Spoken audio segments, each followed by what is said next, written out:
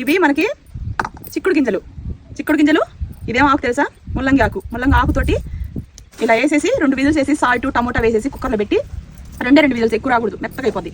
So ఇలా వచ్చిన తర్వాత వాటర్ అంతా ఇలా వడగట్టుకొని పక్కన పెట్టుకోవాలి. ఈ వాటర్ మీరు చల్లగా అయిన తర్వాత తాగొచ్చు, గోరువెచ్చగా ఉన్నప్పుడైనా తాగొచ్చు. ఇలా తాగితే ఈ వాటర్ ముల్లంగి ఆకు వాటర్ తాగితే గ్యాస్ ప్రాబ్లం పోయింది.